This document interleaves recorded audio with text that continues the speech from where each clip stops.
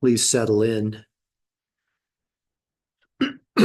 Using whichever method you find most effective, please allow both your physical body and your mind to start to settle and rest, to become quiet and still. And when you're ready, in your own time, please gently transition into meditation on the inner body.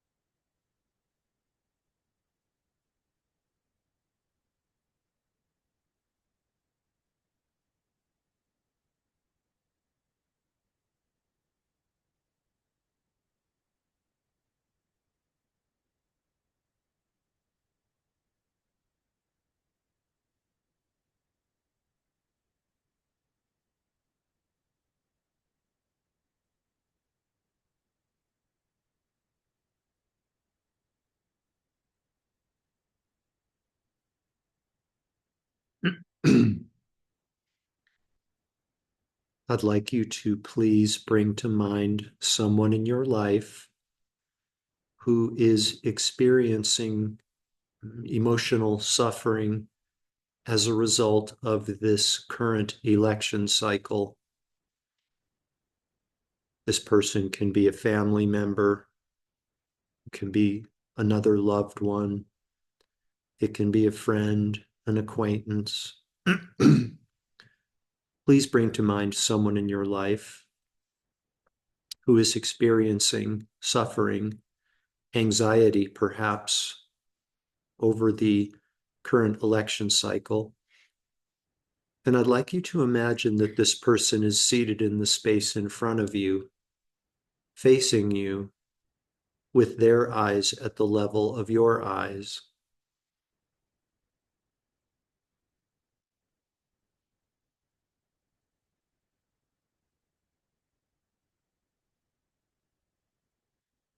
Compassion is a loving wish to free another from their suffering. Compassion is necessarily tsewa based, a tsewa based state of mind.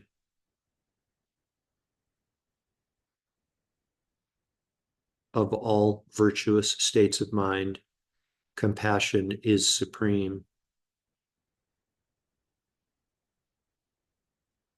So I'd like you to please just rest in your heart of compassion, your heart of tsewa. How wonderful it would be if this person could be completely free of their affliction. More than anything else in the entire world, I wish for this now.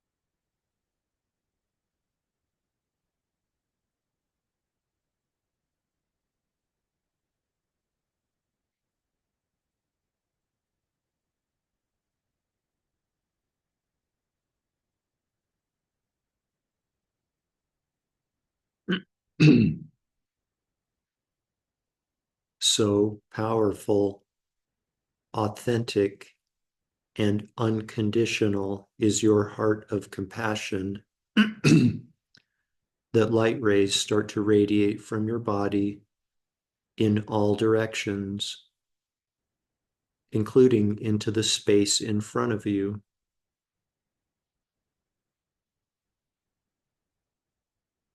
This light touches the person who is your object of meditation and envelops them completely.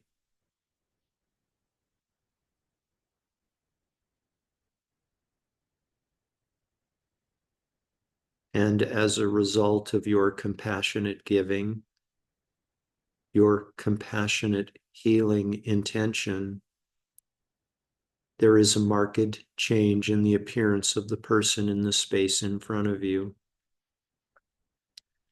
Their color is better. You sense a sense of clarity in them, a sense of wisdom-based clarity.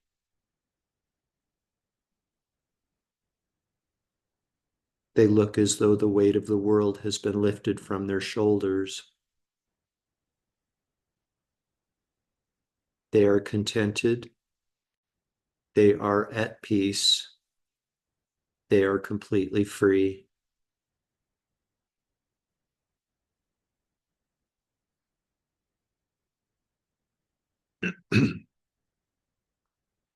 You can know that your own peace and freedom are not separate from the peace and freedom of the person in the space in front of you. So, for the last few moments of our meditation this morning, I'd like you to please just rest and share in this peace and freedom with the person in the space in front of you.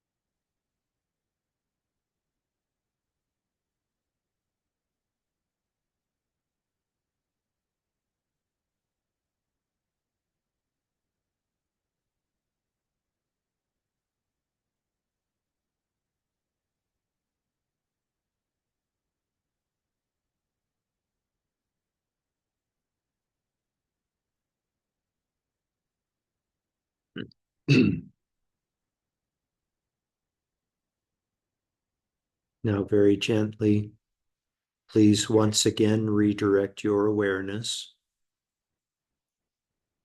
Become aware again of this collection of parts we've agreed to label physical body, and allow your breathing to become less shallow.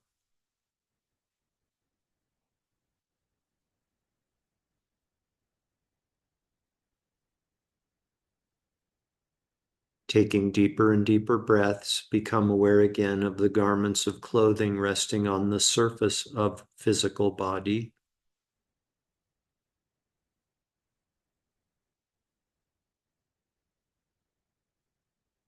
Become aware again of your surroundings inside the room that you're occupying.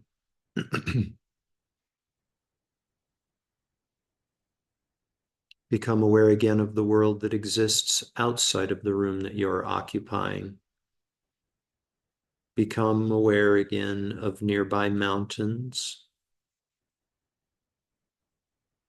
of nearby countries, of nearby continents, of nearby planets.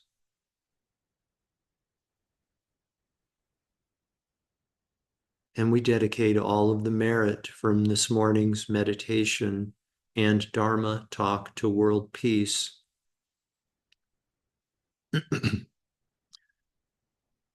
May people who are seeking public office in this election cycle soon come to recognize that there is no benefit in hatred, blame, and criticism. Instead, may their motivation to serve humanity come from a place of compassion, empathy, acceptance, wisdom, and selflessness.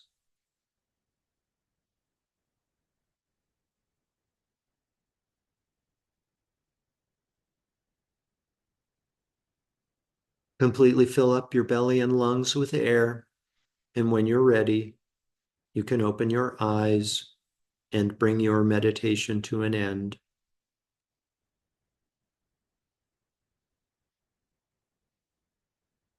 Thank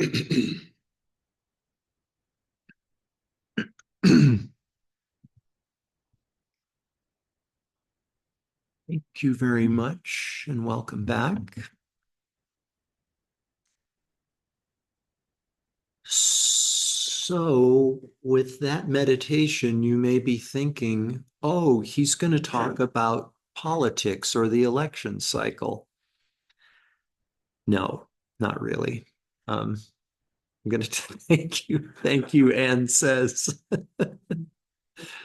um, I'm going to save that for Monday. Monday, I'm going to talk a little bit about it on Monday. A nonpartisan Dharma talk, apolitical Dharma talk. But I do want to say, what we are going to talk about for the rest of our time together this morning is death. We're going to continue our discussion of Zewa and death. And just one little and important offering I'd like to make with regard to death and this election cycle is that I would invite you to just sort of check your mind and see to what degree and how often you have been looking forward. I mean, not looking forward in a happy anticipation way, but just like projecting your existence into the future to Tuesday, November 5th. Like, how much mind travel have you been doing, anticipating Tuesday next week, right? Just keep in mind that the timing of our death is completely uncertain. There is no guarantee that we will make it to November 5th. Yeah. so-called untimely death may happen. Happens all the time. People think, oh, I've got time. I've got time to do this or that, apply myself to spiritual practice. I've got time to tell people that I love them, you know. That's it's taken away so many times when we least expect it. So maybe next Tuesday, when you find yourself going forward to election Tuesday and like the recount and like how, all of this other stuff, all these elaborations, come back to the present moment, come back to the now, the only thing we can be sure of. And remember, there's no guarantee that we're going to be there on November 5th. Yeah. Be present in the now. And yeah, enough about that. Um, so in Monday's class, um, I talked about the fact that um, that the moment of our death is the most important moment of our life. And in fact, that's what I named the recording that I posted on Lotus Center's YouTube channel, the most important moment of your life. And I didn't really say why it's the most important moment of our life. I'm sure that you guys can probably connect the dots and kind of surmise on your own why it's the most important moment. But just just to make sure that we're clear on this, um, I think it might be beneficial to look at our death as at the moment of our death and the time that follows is like a journey. It's like a journey that we're taking, right? And in that respect, we might find it beneficial to look at it in a similar way that we look at taking a vacation, like going traveling somewhere. Yeah. you know, if we've got a big trip planned, going somewhere for an extended period of time, if we leave our house or our apartment or our dwelling, whatever form it is, if we are getting ready to leave our place of residence and we've got an agitated mind, we're worried about our flight itinerary, we're worried, did we take care of all of the details? Do I have enough money? Is there going to be somebody to pick me up at the airport? If we're really anxious about some of these details, you know, then that's going to have an impact on our entire trip, right? I mean, if we go in with that agitated state, it almost sets the tone for what happens in the trip. Maybe that anxiety is going to carry over um, and affect the journey, affect how the journey goes. Yeah. So it is with our transition at the moment of our death, the last moment of this life. If we go into that journey in an agitated state, nervous or anxious or upset, any form of upset, I think it's reasonable to think that the journey could be affected and not in a positive way.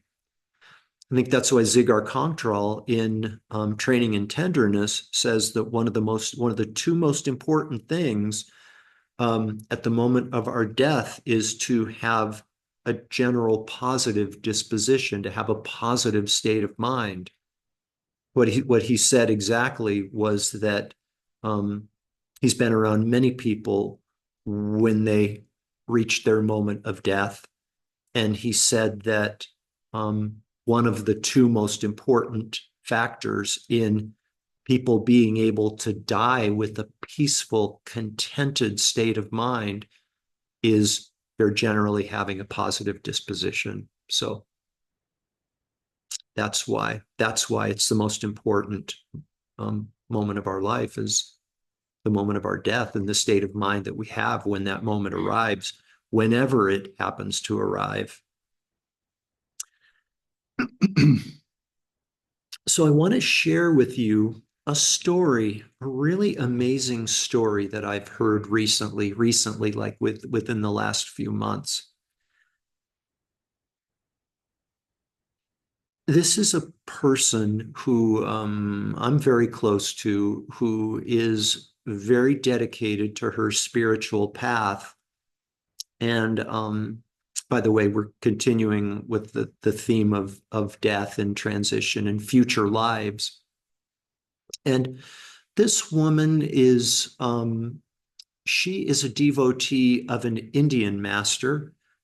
He's a Sikh by heritage, and he's one of these masters who was probably trained in a specific religion. I'm going to guess Hinduism. That's my made up story. But after a while, their path becomes pathless. It's just wisdom. It's wisdom and love that transcends any particular doctrine. So if you find yourself sort of wondering, well, what is he? Is he Buddhist? Is he Hindu? Is he Christian? He and the teachings that he offers are, they've transcended any sort of doctrine. I'm sure we've all heard of masters like this. Amma is one. I think Amma is one who was probably trained in Hindu faith, but like she is so much bigger than any particular doctrine. Her path is pathless. Anyways, um, as is the case with many Eastern paths, um, there is something that's called an initiation that takes place, an initiation that takes place to sort of empower or authorize a person to do a particular meditation practice or certain, sometimes they're called sadhanas, to do a certain sadhana. And there's a ceremony that goes with these initiations typically. And, this particular master, you know, hundreds of thousands of devotees. And when he gives an initiation in India, tons and tons of people come in a big tent and so forth. And something this master says to his devotees at the time of the initiation is that he says that if you take refuge in this path, this pathless path, and in this practice, you will create a link with me. You will create a link with me that cannot be broken. And as a result of that link, you will never take another samsaric rebirth. You will achieve the deathless. If when you take this initiation, I will protect you. I will make sure that you never take an uncontrolled rebirth. You will achieve the deathless state. If your faith is strong enough and you do this practice, to the best of your ability. Okay. Pretty strong promise, right? Pretty strong promise.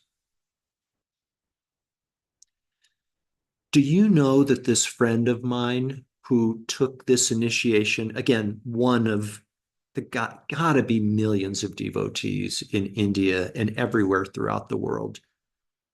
Do you know that this friend of mine who took this initiation and took these vows, is the happiest person I know? The happiest, most contented, most confident, loving person I know. And I know that sort of violates things that I talk about, like ranking people. This person is number one, but maybe I'll take away the happiest. She's very, very happy and very seldom gets rattled. This political environment, complete non-issue to her. Money, capitalism, any worldly concerns, they're not a concern of hers. It's because she knows that at the time of her death, she has complete certainty that this is going to be her last samsaric rebirth, her last incarnation that involves suffering. I've asked her, and she's told me that that's why. An amazing person. And some of us may be thinking, yeah, okay, if you say so. I've heard some kind of sketchy stories about these masters, and, driving around in fancy cars and who says, like, how can she be sure? How can she be sure that he will protect her and make sure that she reaches the deathless at the end of this life? She does.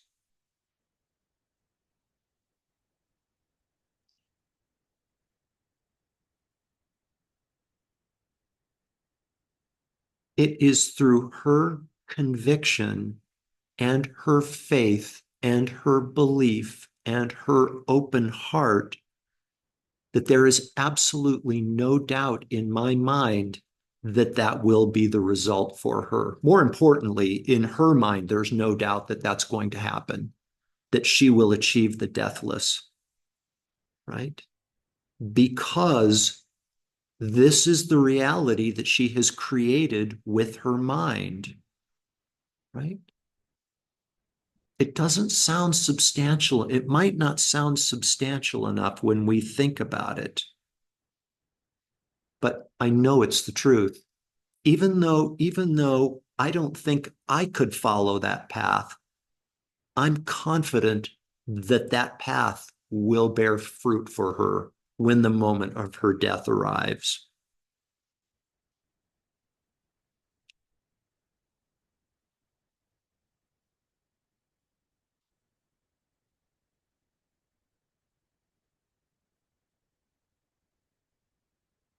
It's through her conviction and her faith that this belief arises, this experience arises, and there is no reality for her other than her experience of it. If we have doubts about this, and it's okay if we do, if we have doubts about this, go back and review your notes on the ringing of the bell. All right. Remember the ringing of the bell? It's posted on the YouTube channel if you want to go back and maybe watch it for the first time or rewatch it. Remember the person said, I told you about the person who said, you can tell the extent to which a person is enlightened by how they ring the bell. And I thought about that, and I didn't tell this person my disagreeing with that, and I do disagree. It's the person who is perceiving the person ringing the bell that is really at question here. It's uh, it's the perception of the person observing the person that's ringing the bell that is enlightened or not. We create enlightened bell ringer with our mind, right? Because for us, there is no reality other than our experience of it. So it is with my friend who has absolute conviction that this will be her last samsaric rebirth. Absolutely no doubt in my mind that that's going to be the end result for her, because she's creating enlightened practice with her mind. She's creating enlightened spiritual master with her mind. She's creating enlightened spiritual practice, the meditation that they do after they have the initiation. I didn't think I was going to run over for this class, but it looks like I have. But there's one more piece of evidence I want to offer for you. And I cannot appeal to you strongly enough to contemplate this deeply on your own.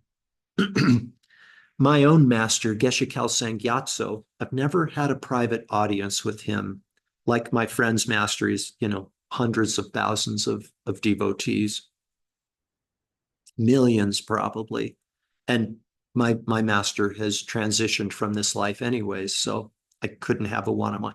But if I did, I imagine what it would be like to have a private audience with him. And I could sit down and I could say, okay, Geshe, that's his like term of endearment, Geshe. Geshe, between you and me, tell me like straight up, are you enlightened? Have you completed the path? Just tell me, just between you and me. What do you think he'd say? He might say, well, yeah, I actually I have, I try to be humble about it, but I've completed it. I'm an enlightened being. He could say, nope, I haven't. I haven't. I'm an ordinary being like you. Hate to disappoint you, you know. I'm very sure that what he would say is whether I'm enlightened or not isn't important. It's what you think that's important. So it is with the bell ringer. So it is with the practice and the protection from my friend's master, or protection from another uncontrolled rebirth. And our perception of all of these scenarios, that's what really matters. There's no objective reality to be found. Yeah. It's all a function of our mind and our perception and our view. All relates to death. Yeah. So that's it on our death and sewa chapter. We'll get to our last chapter on training and tenderness, not Monday. We're going to talk election on Monday, but we'll talk about the last chapter of training and tenderness a week from today on Friday. Thank you, you guys. Thank you so much. Thank you, Jeff. Thanks, Jeff. Yeah, most welcome. Thank you, Jeff. Thank you, Jeff. Bye. You're welcome.